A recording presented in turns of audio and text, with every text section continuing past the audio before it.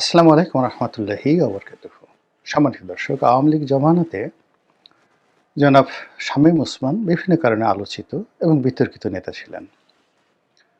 তার অনেক বক্তব্য, কথাবার্তা প্রায়ই ভাইরাল হতো। ঠিক সেই সময়টাতে তিনি বিএনপিকে কটাক্ষ করে একটি বক্তব্য দিয়েছিলেন, যার বিষয়বস্তু ছিল বিএনপিতে দুটো গ্রুপ, একটি হলো ভাইয়া গ্রুপ, আরেকটি হলো আম্মা গ্রুপ, এবং এই দুই গ্রুপ মারামারি করে এবং সেই মারামারির কারণে বিএনপির মধ্যে অনেক ঘটনা ঘটে আর দায়ী করা হয় আওয়ামী লীগকে। যাই হোক, তার সেই বক্তব্যের পরেই বিএনপির মধ্যে আম্মা গ্রুপ, ভাইয়া গ্রুপ, এটা নিয়ে নানা রকম কথাবার্তা, তর্ক বিতর্ক হতো। তো একটা জিনিস হচ্ছে যে আপনি যদি কাউকে তুচ্ছ করেন, তাচ্ছিল্য করেন, একটা সময় সেটা রিভার্সে আপনার দিকে ফিরে আসবে। যে মানুষটিকে বাড়ি থেকে দূর দূর করে তাড়িয়ে দেবেন, নিয়তি এমন ঘটনা ঘটায় কোনো এক সময় সেই মানুষটির কাছে অসহায় হয়ে আপনাকে হাত পাততে হবে। এক অদ্ভুত চক্র। এই বাংলাদেশে ১৫টি বছর ধরে শেখ হাসিনার দুরন্ত শাসন। সেই শাসনে কত কথা, তারেক রহমান সাহেবকে নিয়ে কত কথা, আয় বাংলাদেশে আয়, পারলে আয়, আয় বেটা। তারপর জনাব ডক্টর মোহাম্মদ ইউনূস, তাকে নিয়ে কত তুচ্ছ, কত তাচ্ছিল্য। কিন্তু দেখুন, গত ১৭ মাসে আল্লাহ কি ঘটনা ঘটিয়ে দিলেন। এখন তারেক রহমান সাহেব প্রধানমন্ত্রী হবেন, ডক্টর মোহাম্মদ ইউনূস প্রধানমন্ত্রীর পদমর্যাদায় আছেন, আর আওয়ামী লীগের যে সকল লোক এই দুজনকে নিয়ে নানা রকম কটূক্তি করতেন, তারা এখন কোথায় আছেন? আবার আগামীতে এখন আওয়ামী লীগের যাদেরকে নিয়ে তুচ্ছ তাচ্ছিল্য করা হচ্ছে, তারা যে আবার ফিরে আসবেন না, আবার ক্ষমতায় বসবেন না, এই কথাও কিন্তু বলা যায় না। নিয়তির এই যে চক্র, এটা চলতে থাকে মানুষকে পরীক্ষা করার জন্য, মানুষের ওজন দেখার জন্য, এবং এই পৃথিবীকে ভাব বৈচিত্র্যে অপূর্ব করার জন্য। যা বলছিলাম, ভাইয়া গ্রুপ, আম্মা গ্রুপ। এখন সেই বিএনপির বিরুদ্ধে ওই ভাইয়া গ্রুপ, আম্মা গ্রুপ বলার মতো কোনো লোক বাংলাদেশে নেই। কেউ যদি বলে ৩২টা দাঁত সঙ্গে সঙ্গে খুলে ফেলা হবে। শেখ হাসিনার জমানাতে তাকে নিয়ে কটূক্তি করলে, বঙ্গবন্ধুকে নিয়ে কটূক্তি করলে, এমনকি ছবি আঁকলে ইউনিয়র চাকরি চলে যেত, অনেক মানুষকে জেলে যেতে হতো। এখন ডক্টর মোহাম্মদ ইউনূস কিংবা তারেক রহমান সাহেবকে নিয়ে কটূক্তি করার মতো কোনো মানুষ নেই। দেখলাম কে যেন কটূক্তি করেছে, কার বিরুদ্ধে যেন করেছে, অমনি পুলিশ তাকে ধরে নিয়ে এসেছে। এটাই বাংলাদেশ এবং এটাই বাংলাদেশের চিরায়ত পরিবেশ।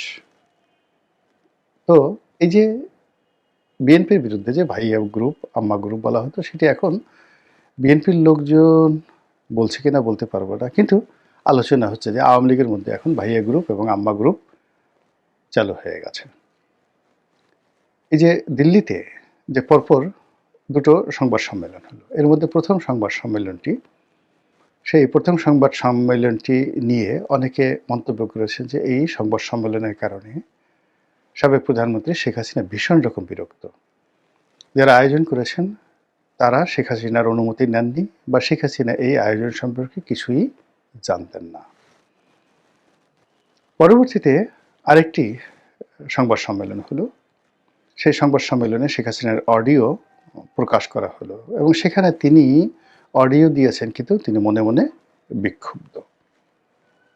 দ্বিতীয় যে বিষয়টি, সেটি হলো জনাব সজীব ওয়াজেদ জয়ের একটি সাক্ষাৎকার, এবং সেই সাক্ষাৎকারে যখন তিনি তার মায়ের বৃদ্ধ হয়ে যাওয়া এবং একই সঙ্গে আগামীতে রাজনীতি থেকে অবসর নেওয়া, বাংলাদেশে যদি তিনি কখনো ফিরে আসেন তাহলে সক্রিয় রাজনীতি করবেন, এই বিষয়ে তিনি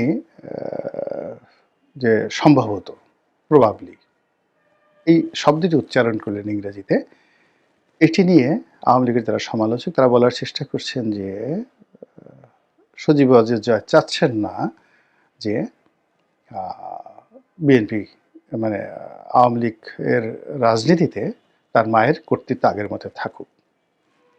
আরেকটি গ্রুপ বলার চেষ্টা করছেন, তারা কোন গ্রুপ আমি ডিটেলস বলবো না, তো তাদের বক্তব্য হলো যে তারেক রহমান সাহেব বাংলাদেশে আসছেন, আসার পরে তার যে জৌলুস এবং তাকে যেভাবে মানুষ বরণ করে নিয়েছে এবং তাকে দেখার জন্য, তাকে রিসিভ করার জন্য যে বিশাল সমাবেশ হয়েছে, এটা দেখে জনাব সজীব ওয়াজেদ জয়ের লোভ হয়েছে, লালসা হয়েছে এবং তিনিও তারেক রহমান সাহেবের মতো দল করতে চান এবং তিনিও দল পরিচালনা করতে চান। কাজেই তার যারা তরুণ তুর্কি রয়েছে, তার যারা সঙ্গী সাথী রয়েছে, বিশেষ করে আমেরিকাতে যারা আছেন, তাদেরকে নিয়ে তিনি দিল্লি কেন্দ্রিক, শেখ হাসিনা কেন্দ্রিক যে একটা বলয় আছে, সেই বলয়ের বাইরে গিয়ে একটি নতুন বলয় তৈরি করার চেষ্টা করছেন।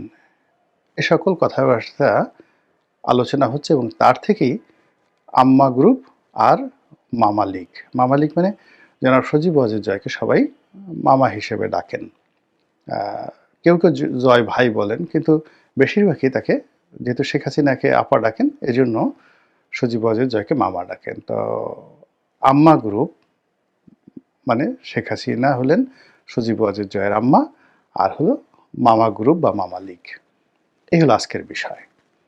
এখানে আমার অভিজ্ঞতাটা আমি ব্যক্তিগতভাবে বলি।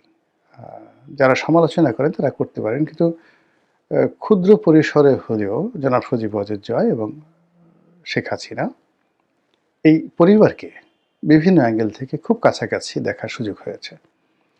শেখ পরিবারের অনেকের সঙ্গে হৃদ্যতা ছিল, উঠা বসা ছিল, বন্ধুত্ব ছিল, সম্পর্ক ছিল, ফলে তাদেরকে দেখার সুযোগ হয়েছে।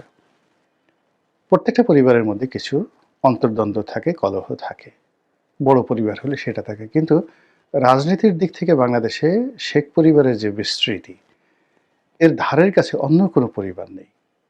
পরিবারতন্ত্র যদি বলা হয় তাহলে শেখ পরিবারই বাংলাদেশে আছে, যাদের পরিবারে অন্তত 50 জন লোক আছে যারা সংসদ সদস্য হতে পারেন, হয়েছেন, এবং আজকে থেকে নয়, সেই স্বাধীনতা পূর্ব সময় থেকে।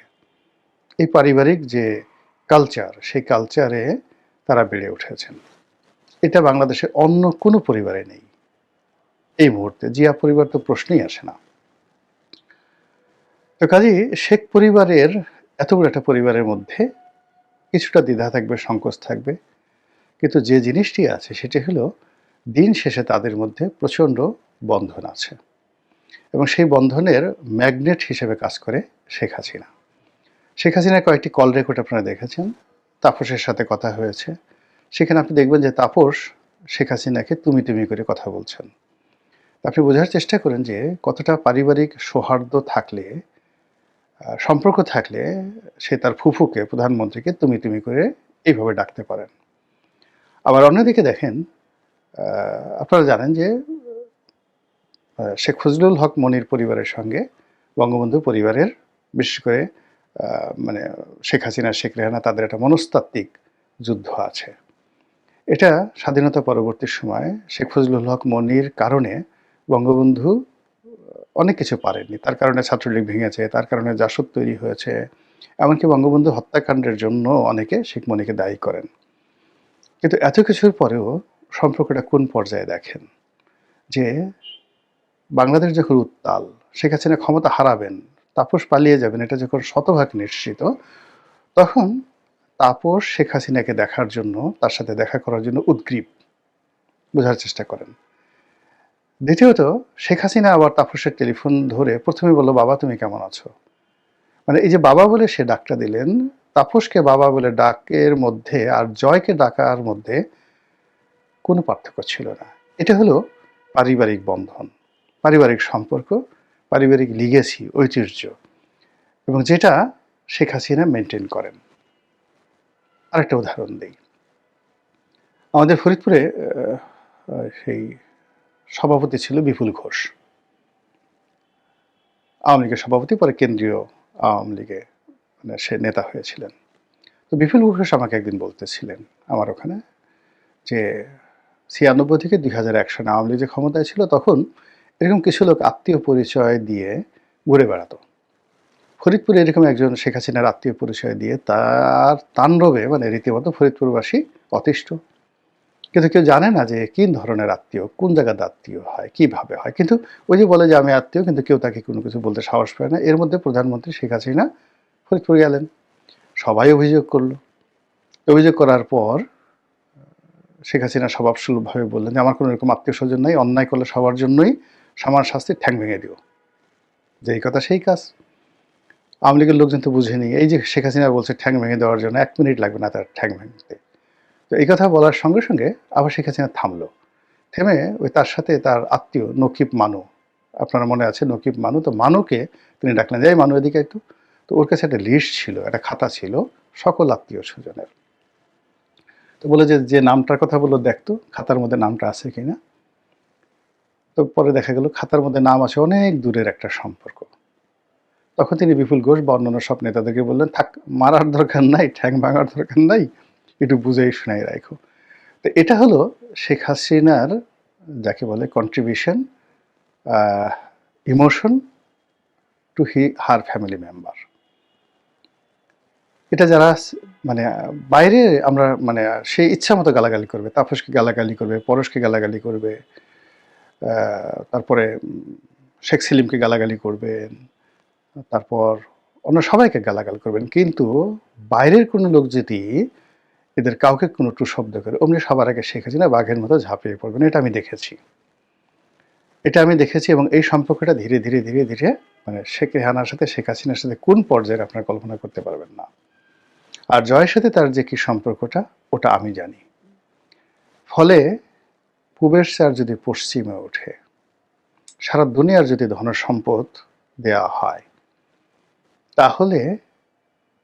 তাহলেও শেখ হাসিনা কখনো চাননি যে রাজনীতির মতো এমন একটা ঝুঁকিপূর্ণ পেশায় তার সন্তানরা আসুক। 2009 সালে আমরা অনেক চেষ্টা করেছি, আমরা প্রায় 40 জনের মতো তরুণ সংসদ সদস্য ছিলাম এবং আমি তাদের মধ্যে প্রধানতম ছিলাম। তাপসকে ফ্রন্টলাইনে আনার জন্য, তারপরে জয়কে নেতা বানানোর জন্য আমরা সবাই চেষ্টা করেছি। তখন পলক, শাহরিয়ার এদের উদ্ভবই হয়নি, কিন্তু নেত্রী সেটা চাননি, উনি সেটা পছন্দ করেননি।